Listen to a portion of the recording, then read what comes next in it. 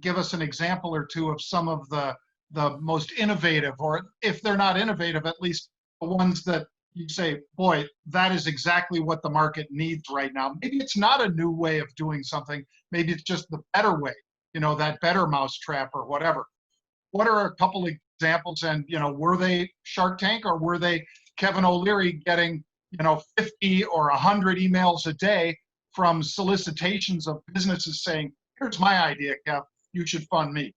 Yeah, there was one a couple of years ago that, and now I can say I'm an investor in the sector, not just the one company, but it's rather eclectic. You are definitely a student of the cannabis craze. Remember when that started? Yep. And it created a huge run up in many of the stocks originally were Canadian, then they moved it stateside, and that sector is still around. And there was a big promise that it would be involved in medical CBD with THC, and I saw so many deals in that sector. But when I talked to my guys in Washington that do the compliance for me on O shares, they never let me invest in it because they were worried about RICO statute issues between states. Because yes, some states have made cannabis legal, but the feds have not. And there's a RICO statute issue for institutional investors. So I couldn't invest. And so I watched those stocks, go nuts and then come off. And there's some winners and losers.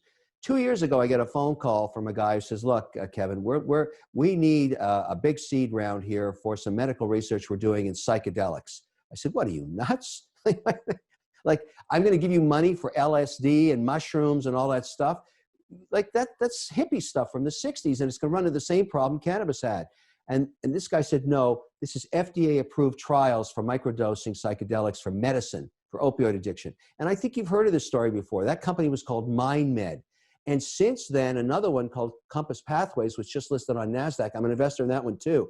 This is a new form of medicine. And of all the sectors that I've invested in this last year, that's my highest return. Now, it's controversial. There's no question about it. People are saying, wait a second, why is it? It's a Schedule I narcotic, just like, cannabis is. But why are you investing in this one? Because these companies, Peter Thiel's company is Compass, and MindMed is a deal that's got more compounds than even Compass has. They're all doing Schedule I narcotic trials with the FDA.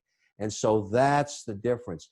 Those stocks are up from the seed round 700+%. And I think that trend is still on. So you've asked me about something crazy. Believe me, that would have never got on Shark Tank.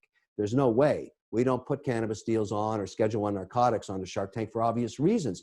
But does it have potential to solve for opioid addiction, depression, ADD, all these things? Potentially, and that's why I'm an investor in them.